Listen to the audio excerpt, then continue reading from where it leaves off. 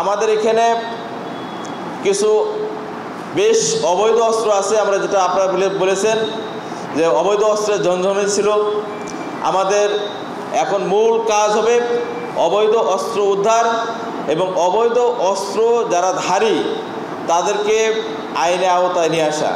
যে সমস্ত অস্ত্রগুলো আমাদের থানা ফাঁড়ি এবং বিভিন্ন জায়গা থেকে লুট হয়েছে, হারিয়ে গেছে, সেগুলো উদ্ধার করা, সেগুলো কোথায় আছে, কাদের কাছে আছে, তাদেরকে আইনে আওতায় নিয়ে আসা। এগুলো আমরা অবশ্যই আমাদের যৌথ অভিযান চলছে। যে সমস্ত অস্ত্রধারী সন্ত্রাসী এই মামলার আসামি হয় নাই, সে সমস্ত ব্যক্তিকে তদন্তের মাধ্যমে আমরা তাদেরকে আসামি করার ব্যবস্থা এখানে করব।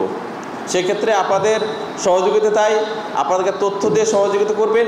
সেই তথ্যগুলো আমরা বিভিন্ন পর্যায়ে যাচাই বাছাই করে তারা যদি প্রকৃতপক্ষে আসামি হয়ে থাকে অবশ্যই তারা আইনে আওতায় আসবে।